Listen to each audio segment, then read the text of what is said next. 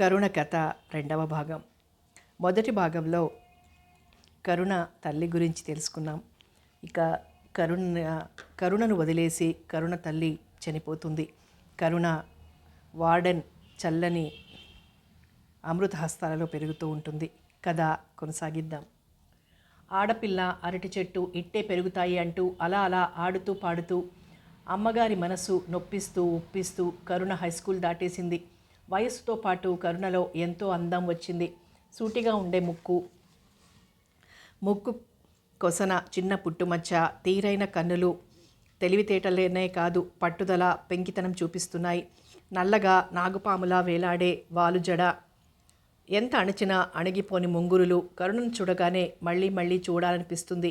ఎప్పుడైనా ఆదివారం పూట కూర్చోబెట్టుకొని తల దువ్వుతూ పెంకితనంలో కూడా అందం ఉందని నిన్ను చూస్తే అనిపిస్తుంది అంటుంటుంది వార్డెన్. వయసుతో పాటు ఆమె పరివారం కూడా పెరిగింది. తనలాంటి దాన్నే ఇంకొక ఆమెను సహాయానికి నియమించారు. కాలంతో పాటు ఈ దిక్కులేని పిల్లల సమస్య పెరుగుతుందే గాని సమస్య పోదని ఎప్పుడూ అనుకుంటూ ఉండేది వార్డెన్. లేకుంటే ఏమిటి, అప్పట్లో పట్టుమని 10 మంది పిల్లలుండే ఈ శరణాలయంలో చూడు ఎంతమంది అయ్యారో అన్నది అసిస్టెంట్తో. ఎందరున్నా మీకు కరుణ అంటే ప్రత్యేకమైన అభిమానం కదూ అడిగింది అసిస్టెంట్. వార్డెన్కి ఒక్కసారి కళ్ళ ముందు కరుణ తల్లి కదలాడింది. అసిస్టెంట్తో పాటు తోటలో నడుస్తూ పూర్ణని గురించి చెప్పింది. ఇప్పుడు చెప్పు, కరుణ మీద నాకంత అభిమానం ఉండడంలో ఆశ్చర్యం లేదు అవునా? అభిమానం ఉండకపోతేనే ఆశ్చర్యం. కరుణ మీ పిల్లే అని చెప్పినా తప్పులేదు అంది. అవును, నాకు ఈ జన్మలో కలగని సంతానం కరుణ. పిల్లలు కలగరని నా భర్త నన్ను వదిలేశాడు. కానీ విధి చూడు నన్నెంతమంది పిల్లల మధ్య పడేసిందో అంటూ విషాదంగా నవ్వింది వార్డెన్.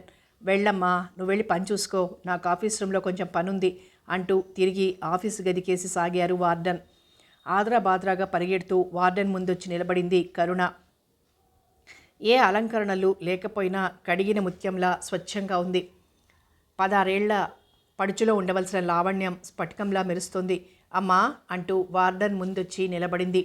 ఆ నిలబడ్డం సడన్ బ్రేక్ వేసి ఆపినట్టుంది.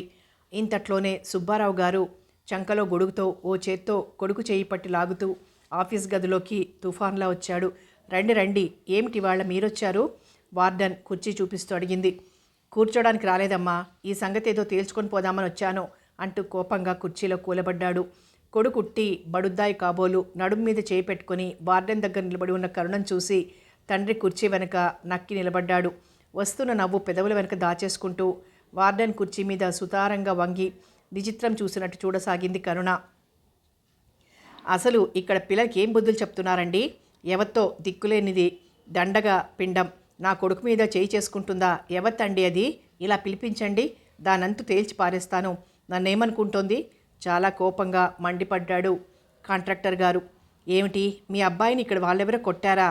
ఏదో పొరబడుతున్నారు సుబ్బారావు గారు నెమ్మదిగా అన్నారు వార్డెన్. లేదండి, పొరబడ్డమేమిటి? మా వాడి చెంప చూడండి, రెండోది ఎంత వాచిపోయిందో. నాన్న ఇలా ముందుకు రారా, భయం దేనికి? మనం ఇచ్చిన తిండి తింటూ ఇక్కడి వాళ్ళకింత పొగరా? వెనక నుంచి కొడుకుని ముందరికి లాగబోయాడు. కొడుకు వెనక్కి నక్కి వద్దు నాన్న పోదాం పదా అంటున్నాడు. వెళ్ళిపోవడమా? అదేం కుదరదు. ఆ పిల్ల దాన్నెవతను పిలిపించి చెంప వాయించి బుద్ధి చెప్పి మరీ కదలాలి. ఇక్కడి నుంచి రా, ముందుకొచ్చి చెప్పు. వద్దు నాన్న, నాకు భయంగా ఉంది. భయం దేనికి బాబు? ఆ కొట్టిందెవరో గుర్తుపట్టగలవా? వార్డెన్ అడిగారు. ఎందుకు గుర్తుపట్టలేడండి, మెరుపు తీగలా ఉంటుందట. యమ స్పీడు, యమ చురుకు, పిలిపించండి. కరుణ సుబ్బారావు గారి ముందుకొచ్చి నిలబడింది చేతులు కట్టుకుని. అద్దిరిపడి చూసి అలాగే ఉండిపోయారు వార్డెన్. అవునండి, ఆ అమ్మాయి నేనే. ఏం, ఎందుకు కొట్టానో చెప్పలేదా మీ చంటివాడు? అడిగింది కరుణ. నిజంగా నువ్వు వాడిని కొట్టింది? అవునమ్మా, నేనే. వాడు చేసిన పనికి చెంప పగిలింది. వాడు గప్చిప్గా పోయాడని నేను చెప్పలేదు అంది కరుణ. సుబ్బారావు గారు నోరు వెళ్ళబెట్టి కరుణ కేసి చూశాడు. అవునండి, నేనేనంటుంటే ఇప్పుడేం చేస్తారో చెప్పండి కసిరింది. ఏం చేస్తానా? ఇది ఈ సంస్థ మూయించేస్తానే. బికారీ వెధవల కోసం ఇంత డబ్బు దండగ చేస్తున్న వాళ్ళకి అస్సలు బుద్ధి లేదు. అంతా మీలాగే బుద్ధిమంతులైతే కష్టం కదండి. అందుకని కొందరు బుద్ధి లేని వాళ్ళంటూ ఉంటారు. అసలు విషయంలోకి రండి సార్. ఇంత సంజాయిషి అడగవచ్చారే, ముందు మీ అబ్బాయి ఏం చేశాడన్న సింపుల్ సత్యం ఎందుకు అడగలేదు? కరుణ, నువ్వుండు, వార్డెన్ మాట్లాడబోయారు. మీరుండండమ్మా, ఈయన గారేం ఉట్టినే సప్లై చేస్తున్నారా? మాట ఒప్పుకున్నాక ఏం మహా నిజాయితీగా సరఫరా చేస్తున్నారా? ఆర్డర్ వచ్చేదాకా అందరి కాళ్ళు పట్టి కాంట్రాక్ట్ సంపాదించారు. ఇప్పుడేమో మనుషులు తినలేని సరుకుని సప్లై చేస్తున్నాడు. ఇది మనం మటుకు చెప్పలేదు. మీరుండండమ్మా, చెప్పండి ఎందుకు కొట్టాను? నిలదీసింది కరుణ. సుబ్బారావు కొడుకు తండ్రి కుర్చీ వెనక్కి దిగజారిపోయాడు. అయినా ఎవత్తండి ఇది? దీని ధైర్యము మీదంటారు కనుక నోరు మూసుకొచ్చేశాడు. నేనైతేనా? మీసం మెలేశాడు. లేని మీసం తమాషాగా మెలివేస్తూ. అలాగా అంది కరుణ. ఏం చేసేవారండి? ఆ కొట్టింది నేనేనని ఒప్పుకున్నాను. ఇంకనవసరంగా అన్ని మాటలనే ముందు మీ చంటివాణ్ణి ఎందుకు కొట్టిందిరా అని కూడా అడిగి ఉండాల్సింది కదా అంటున్నాను. సుబ్బారావు కాస్త తగ్గాడు. నీకెంత ధైర్యం పిల్ల? వీడు నా కొడుకని తెలియక చేయి చేసుకున్నావేమో, అవునా? ఎవరో తెలుసుకోవాల్సిన పని లేదండి. ఎవరు అలాంటి వెధవ పని చేసినా అంతే జరుగుతుంది, కోపంగా అంది కరుణ. ఏం చేశాడో పోనీ నువ్వు చెప్పు అన్నాడు సుబ్బారావు వెటకారంగా. అమ్మా, వీడు దెబ్బతిని నోరు మూసుకుంటే గొడవే లేకపోను, కానీ చెప్పమ్మా, ఇప్పుడు చెప్పు, వాడేం చేశాడు? తెలిస్తే కదా నువ్వు చేసిన పని తప్పో రైటో తేలేది అన్నారు వార్డన్. నిండుగా ఉన్న కుచ్చెళ్ల పరికిణి, దానిమీద పల్లెవాటు కొంగు దోపుకుంది నడుము దగ్గర. అక్కడి నుంచే ఉండేలు బద్ద కొమ్ములా వాటి కొసన నల్లని రబ్బర్ కనిపిస్తోంది. ఆయుధం మొళ్ళో దోపుకొని తిరుగుతుందా ఈ రౌడీ పిల్ల?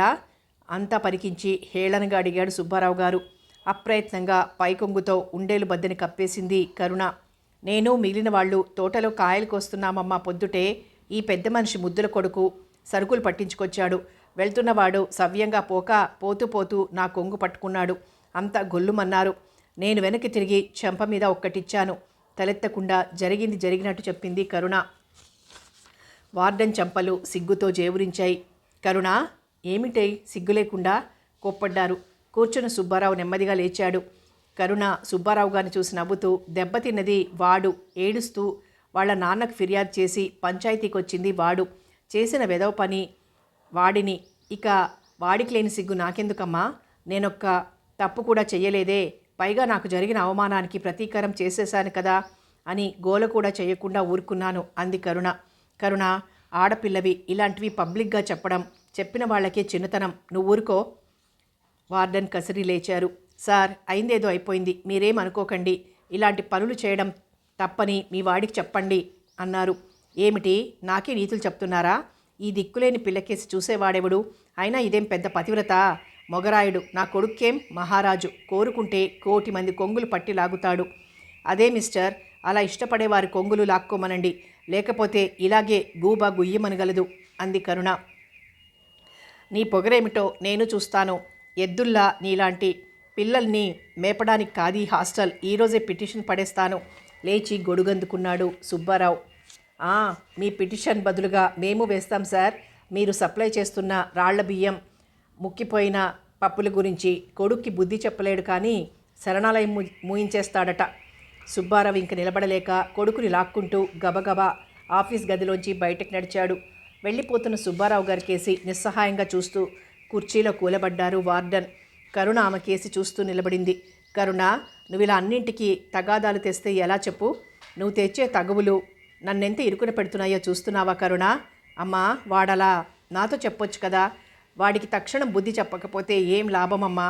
వాడు నేనేం చేయలేదంటాడు, అందుకే ఒక్కటిచ్చాను. కిలకిలా నవ్వింది కరుణ. కరుణ, సుబ్బారావు గారు పలుకుబడి కలవారు. రేపేదో పేచీ పెడతారు. 16 ఏళ్లు దాటితే పంపించేయండి అంటారు. అప్పుడు నిన్ను నేనెక్కడికి పంపించను? నేను మీ అమ్మకి బస్ ఇంక చాలు అంటూ వెళ్ళి వార్డెన్ని అమాంతం కౌగిలించుకుంది కరుణ. వార్డెన్ కరుణ తల నిమురుతూ, ఇంకా ఇలాంటి పేచీలు తేనని మాటివ్వు అంటూ చేయి జాపారు. అరచేతిలో ముద్దు పెట్టుకుంది కరుణ. ఇదే నా మాట, సరేనా? ఇంకెప్పుడు ఇలా చెయ్యను సరేనా అంటూనే అవతలికి పరిగెట్టింది. పిచ్చి పిల్ల, కన్నతల్లి ఎంత దురదృష్టవంతురాలు!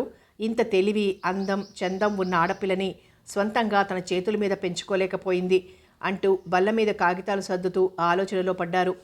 వార్డన్ రేపేదో రూల్స్ మార్చి పెద్ద పిల్లలు ఉండకూడదనే అంటే నా కరుణని వదిలి నేనుండగలనా అనుకున్నారు. కాలేజీ చదువు ముగిసేలోగా ఓ మంచి అబ్బాయిని వెతికి అతని చేతుల్లో పెట్టేస్తే నా బాధ్యత తీరిపోతుంది అనుకున్నారు. ఈ ఆలోచన వచ్చాక ఆమె మనస్సు తేలికైంది. మెరుపు తీగలా ఉండే కరుణని కళ్ళకద్దుకొని మరీ చేసుకుంటారు ఎవరైనా అని మురిసిపోయారు వార్డెన్. కరుణ శరణాలయంలో పిల్లలకి కావలసిన పనులు చేస్తూ, వంట ఇంట్లో టైం ఉన్నప్పుడు కూరలు అవి తరిగివ్వడం లాంటి చిన్న చిన్న పనులు చేసేది. హై స్కూల్ దాటి మంచి మార్కులు తెచ్చుకుంది. తెలివైన కరుణని కాలేజీలో చేర్చడానికి నిర్ణయించారు వార్డెన్. చదువెంతున్నా ఎక్కువ కాదు. ఆడపిల్ల తన కాళ్ల మీద తను నిలబడగల శక్తిని, ధైర్యాన్ని ఇచ్చేది చదువే అని నమ్మిన వ్యక్తి వార్డెన్. అందుకే కరుణని కాలేజీలో చేర్పించారు. కరుణ చీర కట్టింది. వాలు జడ చక్కగా దువ్వి జడవేసుకుంది. నుదుట ఎర్రని కుంకుమ పెట్టుకుంది. తీర్చిదిద్దినట్టున్న కళ్ళకి కాటుక ఎంతో అందంగా ఉంది. చేతిలో పుస్తకాలు పట్టుకొని ఆఫీస్ రూమ్లోకి వచ్చింది. అమ్మా అంటూ వంగి వార్డెన్ పాదాలకి నమస్కరించింది. ఒక్క క్షణం రెప్పవేయకుండా కరుణ కేసు చూశారు. లే కరుణ లే అంటూ ఎంతో ప్రేమతో భుజాలు పట్టి లేవదీశారు. కరుణ, ఇన్నాళ్ళు చిన్న లోకంలో మెసిలావు. ఇప్పుడు ఇంక విశాలమైన ప్రపంచంలోకి అడుగు పెట్టబోతున్నావు. నీ దుడుకుతనం తగ్గించుకోవాలి. అందరితో సవ్యంగా ప్రవర్తించాలి. తెలిసిందన్నట్టు తలూపింది కరుణ. వస్తున్న నవ్వును ఆపుకుంటూ, ఏం తెలిసింది అంత గట్టిగా తలూపావు అడిగింది వార్డెన్. చేతిలో పుస్తకాలు బల్ల మీద పెట్టింది. వార్డెన్ భుజాల మీద 2 చేతులు వేస్తూ, ఏం తెలిసిందా కరుణ? ఎవరేమన్నా తలంచుకొని పో, ఎదురు చెప్పకు. ఓ చెంప మీద కొడితే ఇంకో చెంప చూపించు. అప్పుడే మంచి పేరు తెచ్చుకుంటావు. లేకపోతే డిగ్రీ పట్టా తప్పించి అన్ని పట్టాలు నీకొస్తాయి అనే కదా మీరు చెప్పిన దాని ప్రతిపదార్థం వేళాకోళంగా అడిగింది. అమ్మా, మీదంతా పాతకాలం. ఈ రోజుల్లో పడి ఉంటే ఇంక తలెత్తుకోకుండా అణచివేస్తారు. తొంగి నిలుస్తున్న కొద్దీ కాలు తోస్తారు. అందుకోసం ఆడది ఏం చేయాలో తెలుసా? కనబడగానే జనం మరిచి హాయిగా తను సంఘంలో ఒక జీవిగా భుజం కలిసి తోసుకుపోవాలి. అప్పుడేగా ఆమెను గౌరవిస్తారు, ఆమెను చూసి భయపడతారు. తెలిసిందా? వార్డెన్ తనని అడిగినట్టే వార్డెన్ని కరుణ అడిగింది. వార్డెన్ నవ్వుతూ తలూపింది.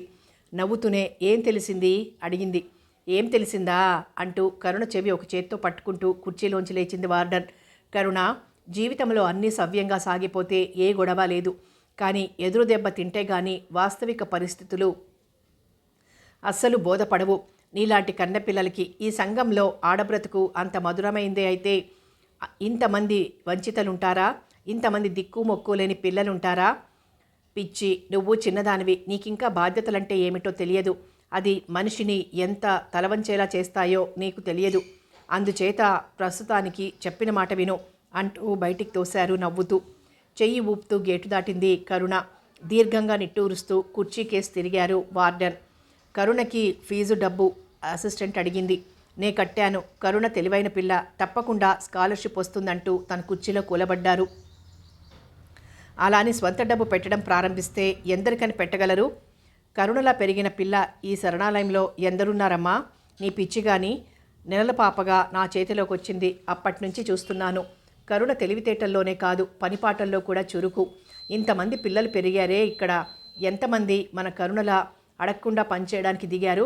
10 సార్లు చెప్తే ఓ పని అయిష్టంగా చేస్తారే గాని ఇదే నా ఇల్లు అన్న అభిమానంతో చేసేది కరుణ ఒక్కతే. ఇదే మీ ఇల్లు కనుక తనది ఇదే అనుకుంటోంది. వార్డెన్ ఎక్కడో ఆలోచిస్తూ, అనుకోని పెళ్లి చేస్తే అత్తవారింటికి వెళ్ళాక ప్రతి ఆడకూతురికి ఓ పుట్టిల్లు కావాలని ఉంటుందిగా, ఇదే తన పుట్టిల్లు అనుకోని అంటూ ఫైల్ తీశారు. అవును, కరుణకి పుట్టినిల్లే ఇది. ఇంకో ఇల్లేం చూసింది కనుక అని నిట్టూర్చారు. మీదంతా మరీ చోద్యం. కరుణకి తల్లి మీరే అనుకుంటుంది. మీరెందుకలా నమ్మిస్తారు? నేను కరుణకి తల్లినా? అంత అదృష్టమే నాకుంటే కరుణ నా గుండెల మీద ఇంత బరువుగా ఉండేదా? మీరంతా ఆమెని ఓ అనాథగా ఈసరించగలిగేవారా? చూడమ్మా, ఇంకెప్పుడు ఈ ప్రస్తావన నా దగ్గర తేకు కొంచెం తీవ్రత ధ్వనిస్తూనే అన్నారు. అందరూ అనుకుంటారు అందుకన్నాను గాని కరుణంటే నాకేం శత్రుత్వం లేదమ్మా. అందరూ మిమ్మల్ని అమ్మగారంటారు. కరుణ మిమ్మల్ని అమ్మ అంటుంది. ఆమెకి ఎవరు చెప్పినా మీరు ఆమె తల్లి కాదంటే నమ్మదు. పైగా దెబ్బలాటకు దిగుతుంది. పిచ్చి పిల్ల అని పోనీ అనుకొని ఆ ధైర్యంతో బ్రతకని అంటూ ఫైల్ మూసి లేచారు.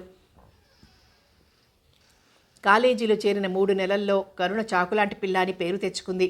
తెలివితేటలున్నప్పుడు అల్లరి చేసినా రాణిస్తుంది అనుకునేవారు లెక్చరర్స్. కరుణ మీద అప్పుడప్పుడు వచ్చే సిల్లీ చాడీలు విని వ్యక్తిత్వం కల కరుణను చూసి సాటి ఆడపిల్లలే చెవులు కొరుక్కునేవారు. కానీ ఇది కరుణ ఎప్పుడూ గమనించలేదు. ఆ రోజు మామూలుగా టైంకి కాలేజీ కాంపౌండ్లో అడుగుపెట్టింది. ఇంకా ఎక్కువ మంది రాలేదు. జనం రద్దీ లేక గ్రౌండ్ విశాలంగా కనిపిస్తోంది. లాన్స్ మీద వయ్యారంగా పడుకొని తన బృందంతో కబుర్లు చెప్తున్నాడు ఆనంద్. కాలేజీ తెరిచిన మరునాడే 3 నెలలు సస్పెండ్ చేశారు ప్రిన్సిపాల్ ఆనంద్ని. ఎవరో కొత్త పిల్లను పట్టుకుని ఏడిపించాడని. ఈరోజే మళ్ళీ కాలేజీలో అడుగుపెట్టాడు. ఈ 3 నెలలు వింతలు, విశేషాలు, స్నేహాలు ఒకేసారి ఆనంద్కి చెప్పాలని తాపత్రయపడిపోతున్నారు. అంతా విని ఆనంద్ లేచి చేతులు దులుపుకున్నాడు. అయిందా మీ గోలా? అడిగాడు విస్తుపోతూ. అదేమిటి గురు అన్నాడు. లేకపోతే 3 నెలలు ముష్టి కాలేజీకి రాలేదని సన్యాసం పుచ్చుకున్నారా అడిగాడు ఆనంద్. అంటే వెధవాయిల్లా సరసం ఎప్పుడు విరసంతో ప్రారంభమవుతుంది. ఎవరితైతేనేం అల్లరి చేశానని నన్ను సస్పెండ్ చేశారో ఇప్పుడు వీడి చుట్టూ తిరుగుతుంది అంటూ గర్వంగా ఛాతీ మీద కొట్టాడు. నిజంగానా? అదెలా సాధ్యమైంది గురు? మరీ దగ్గరగా చుట్టుముట్టాడు ఆనంద్ గుంపు. అందరికేసి ఓసారి చూసి పెదవి విరిచాడు ఆనంద్. ఎందుకులేండిరా, మీకు చెప్పి ఏం ప్రయోజనం? ఉట్టి పిరికి వెదవలు, లైఫ్ ఎంజాయ్ చేయడం తెలియదు మీకు అన్నాడు. అరే అలా అనేస్తే ఎలా? అందుకేగా ఈ శిష్యరికం అన్నాడొకడు.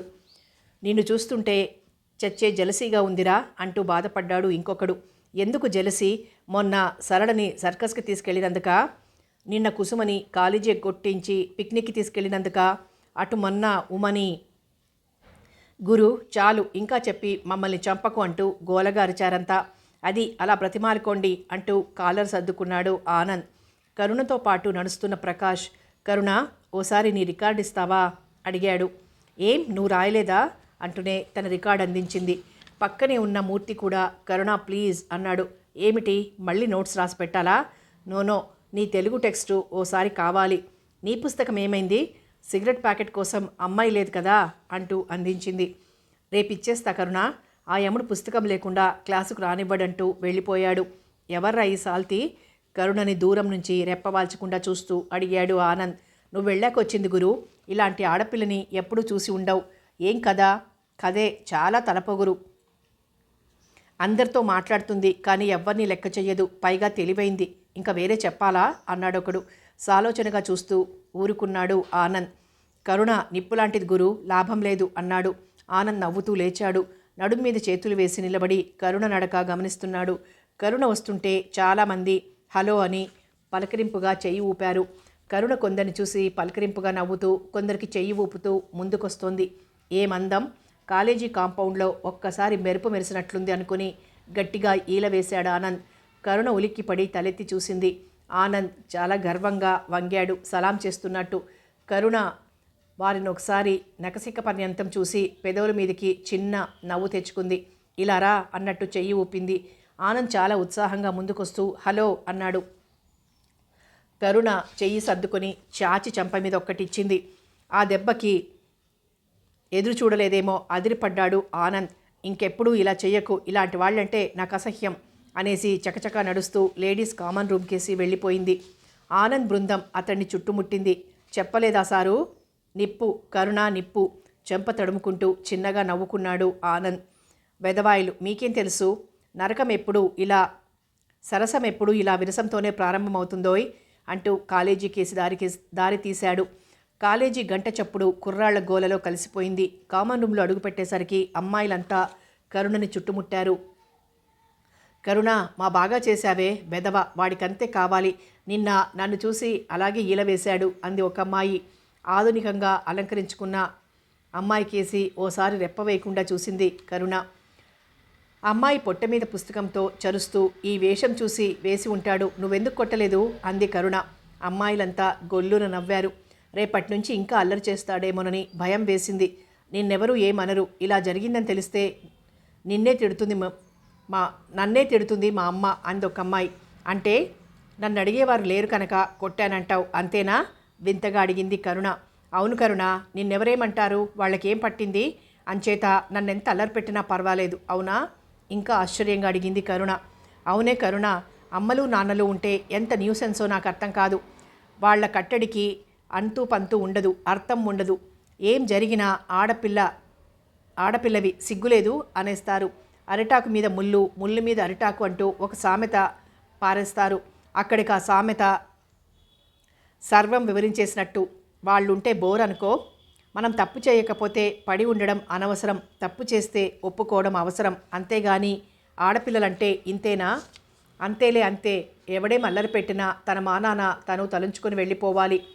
చాలా అసహనంగా తల విదిల్చింది కరుణ. నో నో, నేను ఒప్పుకోను. ఆడపిల్లకి ఏం తక్కువ? ఎవరేమన్నా ఎందుకు పడుండాలి? అక్కడికి వాడు చేసిన పని రైటు, మనం బుద్ధి చెప్పడం తప్పునా? నాన్సెన్స్. మనం ఊరుకుంటున్నాం కనుకనే అలా చేయగలుగుతున్నారు. 2 సార్లు తిరగబడితే సరి తెలుసుకుంటారు. తెలుసుకుంటారో లేదో గాని మన పేర్లు గోడలకు ఎక్కిస్తారు. ఏడిశారు. ఎక్కించి ఏం చేస్తారు? నిర్లక్ష్యంగా అనేసి క్లాస్కేసి దారితీసింది కరుణ.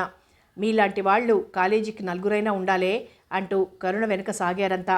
క్లాస్ రూమ్ చేపల బజారులా గోలగోలగా ఉంది. అమ్మాయిలు భయపడుతూ అడుగుపెట్టగానే ఆ గోల తారాస్థాయినందుకుంది. తన సీట్లో కూర్చుంటూ కరుణ ఓసారి అందరినీ తేరిపార చూసింది. పక్కనున్న సుధా కరుణని మోచేత్తో పొడిచింది. వాడిని చూడు అన్నట్లు. కరుణ చూసింది. వస్తున్న నవ్వాపుకుంటూ, ఏం మోహన్, నీ టైలర్ ఎవడో గాని వాడికి పద్మశ్రీ ఇప్పించాలి. 1, 2, 3, 4, 5, 6, 7. మై గాడ్, ఆకాశంలో చుక్కలనైనా లెక్క పెట్టొచ్చు కానీ నీ చొక్కా మీద బొత్తాలు లెక్క పెట్టడం ఆ బ్రహ్మతరం కాదు అంది నవ్వుతూ. అమ్మాయిలు దొంగ నవ్వులు నవ్వారు. మోహన్ నవ్వలేక నవ్వాడు. ఇంతలో రాఘవ వచ్చి పుస్తకం అందిస్తూ, చాలా థ్యాంక్స్ కరుణ. ఎవరు ఇవ్వకపోతే నేను చచ్చుండేవాడిని. బాగుంది. ఈ మాత్రం దానికే చచ్చే బదులు బుద్ధిగా అమ్మాయిలాగా నోట్సు గట్రా రాసుకోకూడదు? సడన్గా మాట్లాడి రాఘవ చొక్కా కేసి తీక్షణంగా చూడ్డం మొదలెట్టింది. ఏమైంది? వాట్ హ్యాపెండ్ అంటూ చొక్కా చూసుకున్నాడు రాఘవ. కరుణ, దిస్ ఈజ్ టూ మచ్ అన్నాడు కోపంగా. అదే నేను అంటున్నాను బ్రదర్. మర్చిపోయి అమ్మగారి చీరగాని నీకు కుట్టయలేదు కదా అంటూ గొల్లుమంది. కరుణతో పాటు అంతా గోల చేశారు. అబ్బాయిల ఈలలు తప్పట్లతో లెక్చర్ హాలు దద్దరిల్లిపోయింది. అబ్బబ్బా, ఏ జన్మలో చేసిన పాపమో దానికి పాఠాలు చెప్పమని శిక్ష విధించాడు అని సడుక్కుంటూ తలపాగా సర్దుకుంటూ క్లాసులోకి ప్రవేశించారు లెక్చరర్ గారు. క్లాసులో గోల సద్దుమణిగింది. అక్కడక్కడ చెల్లాచెదురుగా తిరుగాడుతున్న కుర్రాళ్లంతా ఎక్కడికక్కడ కూలబడ్డారు. క్లాస్ రూమ్ అంతా ఓసారి కలియజూసి, ఇంకా మీకెప్పటికొస్తుంది బుద్ధి అంటూ కోపంగా అరిచారు. రాదు, ఎవరో కీచుగా అరిచారు. మళ్ళీ క్లాసు గోలలో మునిగింది. డస్టర్ పెట్టి ఎంత గట్టిగా బల్ల మీద కొట్టినా ఆ గోల ఆగలేదు. కరుణతత్వం చాలా సరదా తత్వం. మనసులో కల్మషం పెంచుకోకుండా ఎవరితోనైనా సరే ఉన్నది ఉన్నట్లు మాట్లాడేస్తుంది. కానీ సాటి ఆడవాళ్లే తన వెనక తన గురించి చాలా లోకువ చేసి మాట్లాడతారన్న ఊహ కూడా ఎప్పుడూ కలగలేదామెకి. అందుకే మాట్లాడలేని వాళ్ళ తరపున మాట్లాడి, పోట్లాడలేని వాళ్ళ తరపున పోట్లాడుతూ అందరి లెక్చరర్ల నోళ్లల్లోనూ పడింది. ఆ రోజు కరుణ కామన్ రూమ్లో అడుగుపెట్టేసరికి ఓ 10 మంది అమ్మాయిలు చుట్టుముట్టారు. చూసావా కరుణ అంటూ పుస్తకాలు పక్కన పడేసి కూలబడుతూ.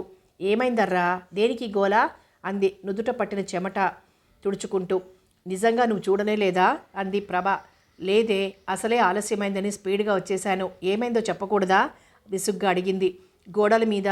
వాట్, ఎక్కడా, ఏమని అంటూ లేచింది. కామన్ రూమ్ దాటి బయటకొచ్చింది. కానీ కరుణతో కూడా ఒక్క అమ్మాయి కూడా రాలేదు. కొంచెం దూరంలో ఎదుటి గోడ మీద తాటికాయలంతేసి అక్షరాలతో నానా రాతలు రాసి ఉన్నాయి. కరుణ ప్రకాష్, కరుణ ఆనంద్, కరుణ సుబ్బారావు అంటూ రాశారు.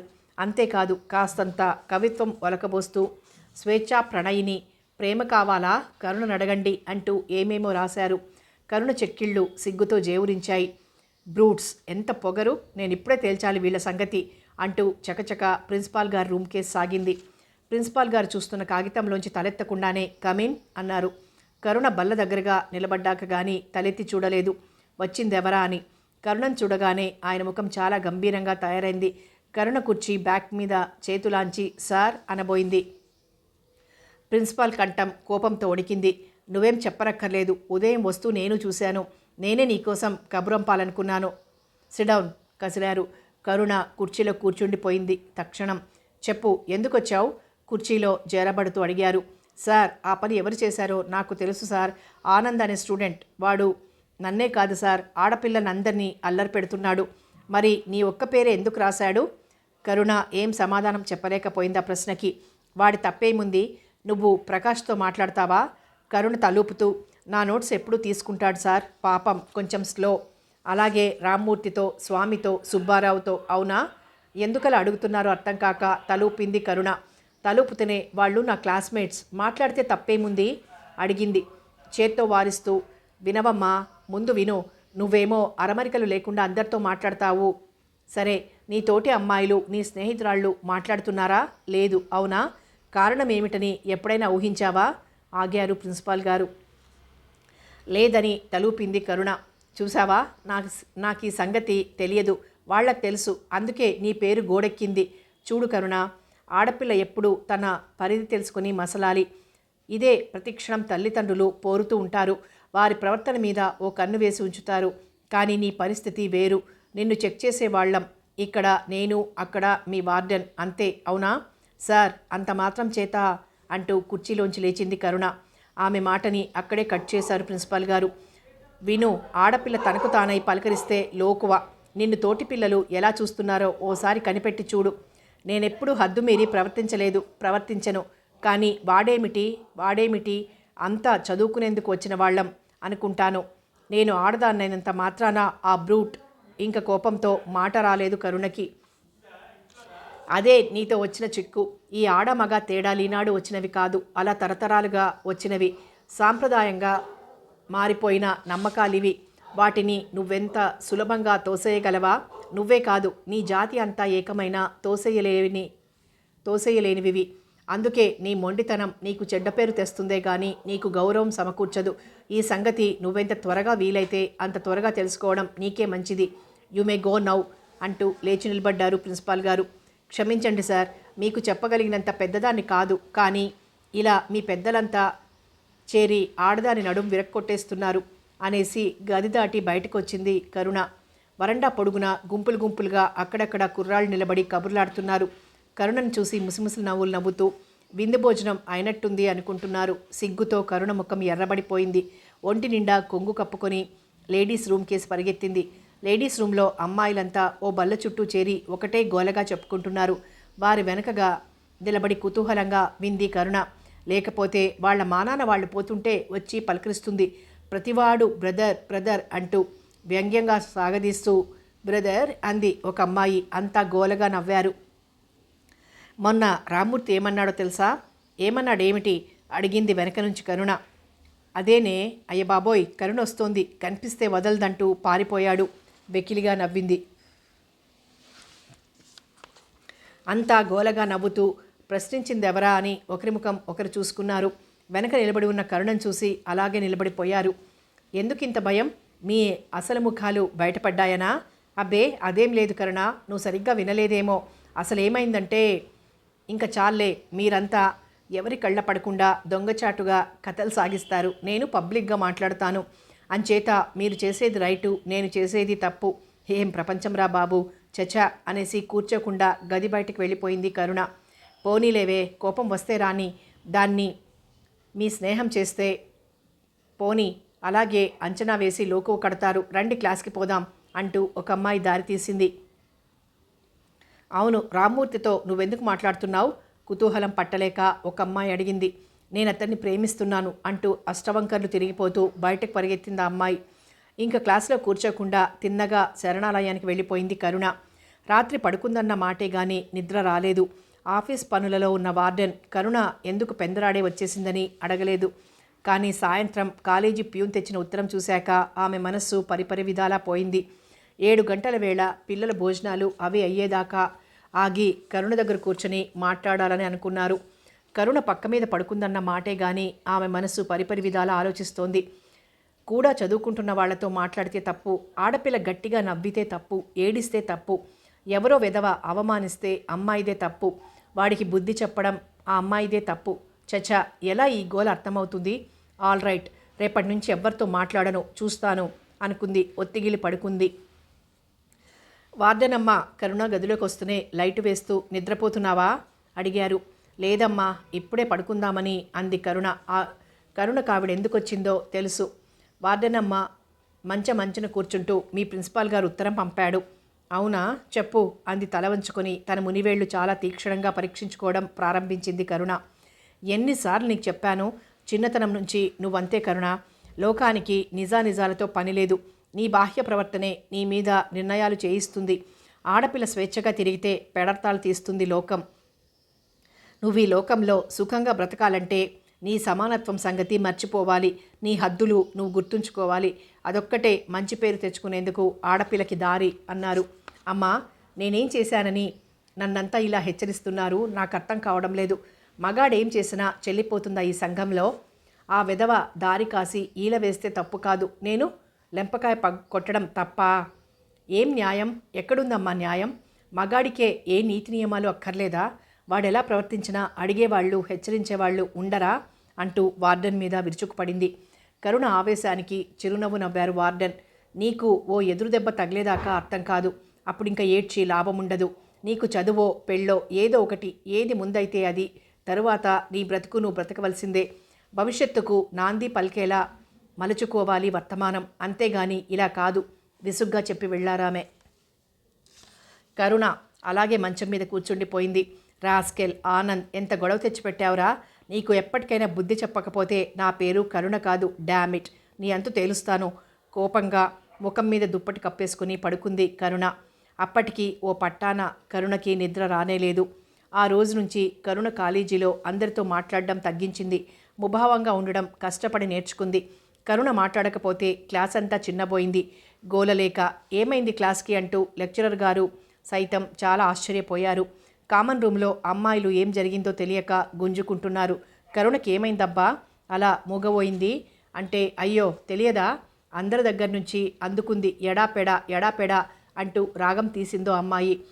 ఈ ప్రయత్నం ఇంకా ఓ వారం సాగిందో లేదో, ఒకరోజు కాలేజీ గేటు దాటి వస్తున్న కరుణని దారి కాసి ఓ రోజా పువ్వు మీదికి విసిరాడు ఆనంద్.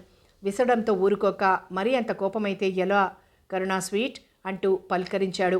క్షణంసేపు ఆగి కాలు దగ్గర పడ్డ రోజా మీద కాలేసి ముందుకు నడిచిపోయింది కరుణ.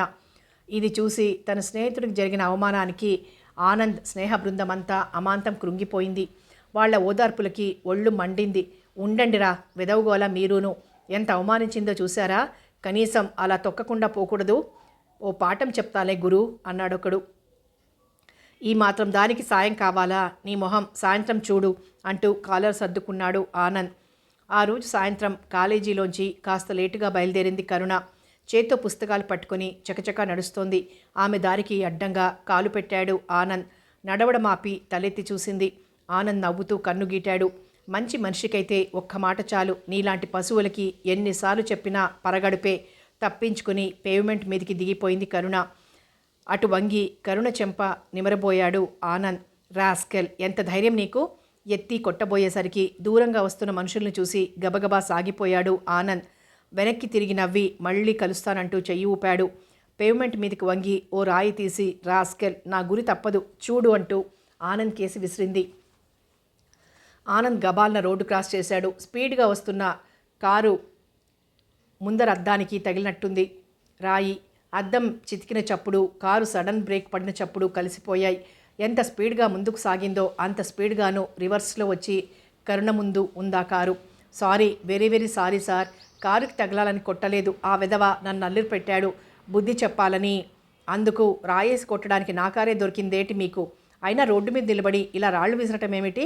విసుగ్గా అడిగాడు కారు దిగి. కారుకు జరిగిన డ్యామేజీ పరీక్షిస్తూ. నేను క్షమించమని అడుగుతున్నాను, తప్పు ఒప్పుకుంటున్నానుగా. లేకపోతే నాకేం తెలియదు, నే విసరలేదు అనేసేవారా? ఆశ్చర్యంగా అడిగాడు కారు దిగిన వ్యక్తి. నేనలా అబద్ధం చెప్పను. తప్పు చేస్తే దానికి ఫలితం అనుభవించడానికి నాకేం భయం లేదు. మరింకేం? ఈ అద్దం వెల ఎంతో తెలుసా? 900. 900? క్షమించండి, నేను ఈ జన్మలో అంత డబ్బు ఇవ్వలేను. పోలీసులకు అప్పగించేయండి అంది కరుణ. సిల్లీగా మాట్లాడుతున్నారే, ఈ మాత్రం దానికి ఓ ఆడపిల్లని కోర్టుకు లాగేలా ఉందటండి నా ముఖం. చూసి చెప్పండి అన్నాడు రామప్రభు. సున్నితంగా అందంగా హుందాగా ఉన్న తన్నో క్షణం రెప్పవాల్చక చూసింది కరుణ. కళ్ళు తిప్పుకుంది. రామప్రభు కూడా కరుణని ఆపాదమస్తకం ఓసారి పరీక్షగా చూశాడు. ఎంత అందంగా సున్నితంగా హుందాగా ఉంది. కడిగిన ముత్యంలా స్వచ్ఛంగా ఉంది. వానకు తడిసిన పువ్వులాగా కొత్తగా ఉంది. అలంకరణలు లేని దేవీమూర్తిలా ఉంది అనుకున్నాడు. ఆ క్షణంలోనే రామప్రభు మనస్సులో నిలబడిపోయింది కరుణ. మీ పేరేమిటి అడిగాడు. ఏం ఇంకా ఉత్తరాలు రాస్తారా కోపంగా అడిగింది. మీకెందుకండి అంత కోపం? మగవాళ్ళందరినీ మరీ చిన్నచూపు చూస్తున్నారు మీరు అన్నాడు. మహా మీరిక్కడికి మమ్మల్ని మనుషులుగా చూస్తున్నట్లు. చూడండి, ఇప్పుడు ఏం చేయమంటారు? మీకు ఖర్చునివ్వలేను, మీరు జైలుకు పంపండి, మరేం చేద్దాం? ఈ ప్రమాదం జరగకపోతే మీలాంటి ఆడవాళ్ళు ఉంటారని నాకు తెలిసేదే కాదు. అందుకే ఇది జరగడం నాకు సంతోషంగా ఉంది. రండి దింపేస్తాను అంటూ కారు తలుపు తెరిచాడు. అది క్విక్ వర్క్. అతని చేతిలోంచి లాగి కారు తలుపు ఒక్కసారి లాంగ్ చేసి మూసింది కరుణ. మిస్టర్ రామప్రభు అందించాడు. నాకు ఓర్పు తక్కువ. మళ్ళీ నన్ను చూడ్డానికి ప్రయత్నించకండి. ఏం చేస్తానో నేనే చెప్పలేను అంది కటువుగా. మీరేంటి మరీ అందరి మొగాళ్ళని ఒకే తాటితో కట్టేస్తే ఎలా? అంతేకండి, అంతే. మీరంతా ఒకటే. పద్ధతులే వేరు గాని ధోరణులు ఒకటే. మహాత్మా, మీకు నమస్కారం. ఈ ప్రమాదానికి క్షమిస్తే క్షమించండి, లేకపోతే పోలీసులని మా శరణాలయానికి పంపించండి. That is better. See you miss Karuna అంటూ కారెక్కి కూర్చున్నాడు. వాట్? పేరెలా తెలిసింది? పుస్తకం మీద రాసుంది కదండి. వస్తా అంటూ కారు సెకండ్ గేర్లో స్టార్ట్ చేసి దూసుకుపోయాడు రామప్రభు. కరుణ నెమ్మదిగా నడవడం ప్రారంభించింది. రామప్రభు వింతగా కొత్తగా తోచాడు కరుణకి. ఆనంద్లో అల్పబుద్ధికి రామప్రభు ఉదారబుద్ధికి ఎక్కడా పోలిక లేదనుకుంటూ శరణాలయం మెట్లెక్కింది. ఏమ్మా ఆలస్యమైంది అంటూ గుమ్మంలోనే పలకరించింది వార్డన్. నాటకాలు రిహార్సల్ చేస్తున్నామమ్మా, స్కాలర్షిప్కి విరాళాలు సేకరిస్తున్నాం అని తన గదిలోకి వెళ్ళిపోయింది కరుణ. రామప్రభు ఇంటికెళ్ళాడే గాని అతని మనసు కరుణతో కూడా వెళ్ళిపోయింది. కరుణను చూసిన కళ్ళతో చూస్తుంటే ఇప్పుడు అతనికి అంతా కొత్తగా కనిపిస్తోంది. ఇంట్లో పనివాళ్ల మీద గాండ్రిస్తున్న తల్లి దగ్గరికి వచ్చి ఏమిటమ్మా అంటూ కుర్చీలో కూలబడ్డాడు. వచ్చేసావా బాబు? ఈ వెధవ వెంకన్న లేడు.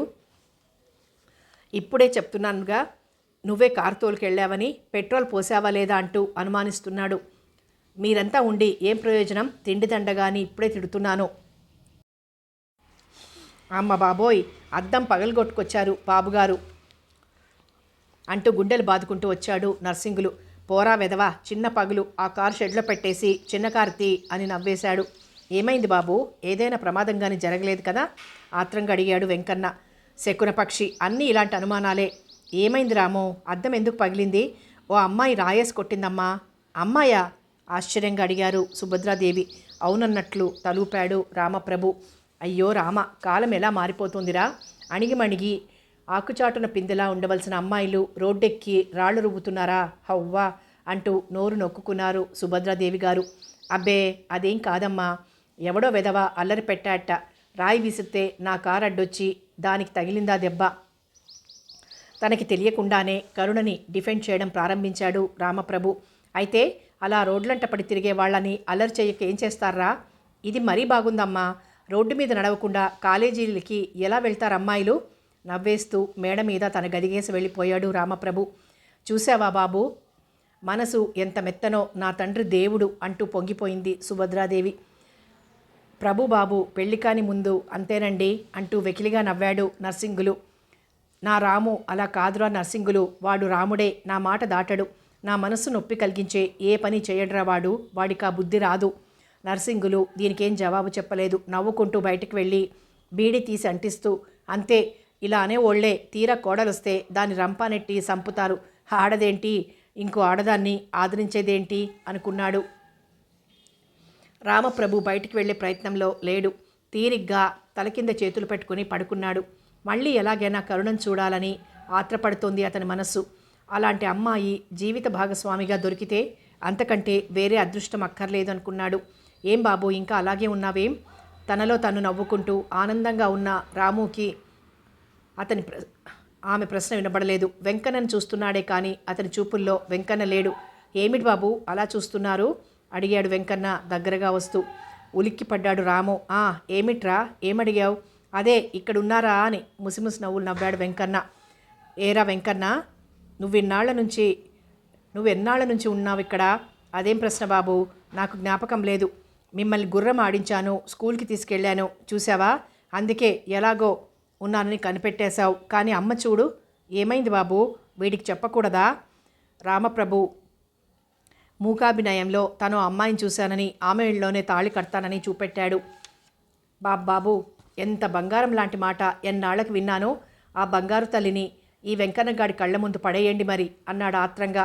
ఏమిట్రా, వాడి కళ్ళ కూడా పడేయమంటున్నావు అంటూ కొడుకు మాట పట్టుకుని వచ్చారు సుభద్రాదేవి. అమ్మా, బాబుగారు లేరండి. రామప్రభు వాడి నోరు మూశాడు.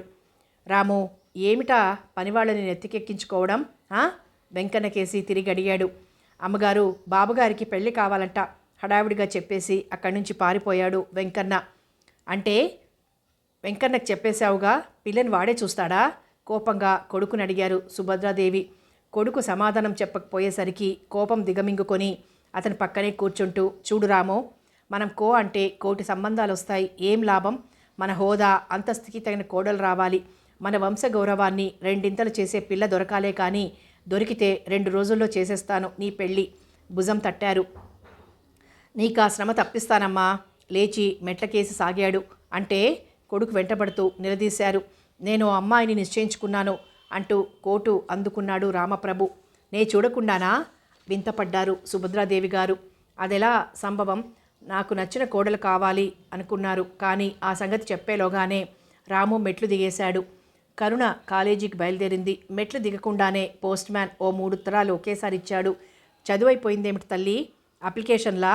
కరుణకి పోస్ట్ మ్యాన్ మాట వినబడలేదు. చేతిలో కవర్లకేసి భయంగా చూసింది. పోస్ట్ మ్యాన్ తలగొక్కుంటూ నిలబడి వెళ్ళిపోయాడు. ఒక కవరు చింపింది కరుణ. చదువుతూనే, బ్రూట్, ఎంత ధైర్యం వీడికి అంటూనే మిగిలిన కవర్లు గబగబా తెరిచింది. ఒక్కొక్కటి చదువుతుంటే ఆమె ముఖం కోపంతో జేవురించింది.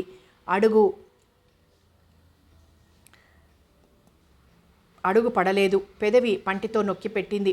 రాస్కెల్, ఆడదంటే ఎంత లోకం వీడికి! వీడు నన్ను పెళ్లి చేసుకుంటాడా? చూస్తాను, బుద్ధి చెప్పి తీర్తాను వెదవకి. కవర్లు ఓ పుస్తకం మధ్య పెట్టి విసురుగా కాలేజీకి బయలుదేరింది. ఆ వెళ్ళడం తిన్నగా ప్రిన్సిపాల్ గారి గదికే వెళ్ళింది కరుణ. ఈ ఉత్తరాలు చూడండి సార్. మీరు హెచ్చరించారని వాడిని అసలు పట్టించుకోవడం మానేశాను. ఫలితం ఇది అంటూ ఉత్తరాలని ఆయన ముందుంచింది. ఎక్కడికక్కడ బుద్ధి చెప్పి ఉంటే వాడిలా తెగించేవాడా? ప్రిన్సిపాల్ గారు ఉత్తరాలు చదివి ముఖం చిట్లించుకున్నారు. అంత కోపం తెచ్చుకోకు కరుణ, వాడిని పిలిపించి అడుగుతాను అంటూ బెల్ మోగించారు. ప్యూన్ రాగానే, చూడు, బిఏలో ఆనంద్ని పిలుచుకురా అని చెప్పి పంపారు. కొందరిలాంటి చీడపురుగులుంటారు. వాళ్ళని ఏ ఆధారం లేకుండా ఏమీ చేయలేం. ఇప్పుడు వీటి ఆధారంగా యాక్షన్ తీసుకుంటాను. నువ్వు క్లాసుకు వెళ్ళు అన్నారు. చాలా థ్యాంక్స్ సార్, కానీ ఒక్క మాట, మీరు ఆడవాళ్ళని మనుషుల్లా చూడాలి సార్. వాళ్ళకి ఆత్మాభిమానం ఉంటుంది. దాన్ని జాగ్రత్తగా కాపాడుకోవాలన్న కోరిక ఉంటుంది అంది. ఎలా కాపాడుకుంటారు కరుణ? ఇలాంటి ఆనంద్కే కాదు, నీ వెనకాల నీకే గోతులు తవ్వే ఆడవాళ్లు కూడా ఉన్నంతకాలం మీలాంటి వాళ్ళకి రక్షణ కావాల్సిందే అన్నాడు చాలా గంభీరంగా. తల వంచుకుని గది దాటి బయటకొస్తున్న కరుణకి ఆనంద్ ఎదురయ్యాడు. అతన్ని చూసి ఓసారి తల విదిలించి వెళ్ళిపోయింది. కమిన్ అంటూ ఆనంద్ను ఆహ్వానించారు ప్రిన్సిపల్ గారు. ఆ మర్యాదకు ఆశ్చర్యపడుతూ ప్రిన్సిపాల్ ముందు నిలబడ్డాడు ఆనంద్. ఈ ఉత్తరాలు నువ్వు రాసినవేనా? ఆనంద్ బదులు చెప్పలేదు. మీలాంటి వాళ్ల మూలంగా కాలేజీ పేరు మట్టిపాలవుతోంది. ఇంత అన్యాయమైన ఉత్తరాలు నీ చెల్లెలకి ఎవరైనా రాస్తే నిన్నింక మందలించి ప్రయోజనం లేదు. 2 ఏళ్లు సస్పెండ్ చేస్తున్నాను. నువ్వింక కాలేజీకి రానక్కర్లేదు. వెళ్ళు.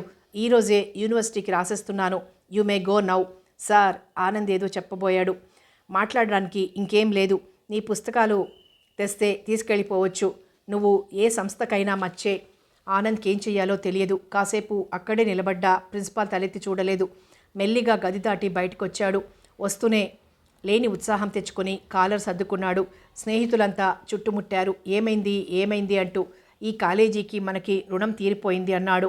నువ్వు లేకుండా ఈ కాలేజీ కళావిహీనం అయిపోతుందిరా ఆనంద్ అన్నాడొకడు. ఈ కాలేజీలో చెప్పిన చదువు ఏం నేర్పుతుంది? అడుక్కు తినడం. జీవిస్తూ జీవితంలో చదువుకుంటాను. ముందా రోగికి మంచి బుద్ధి చెప్తాను. పళ్ళు కొరికాడు ఆనంద్. సాయంత్రం కాలేజీ వదిలాక కరుణ నలుగురితో కలిసి నడుస్తూ గేట్కేసి వస్తోంది. ఆనంద్ అటకాయించాడు.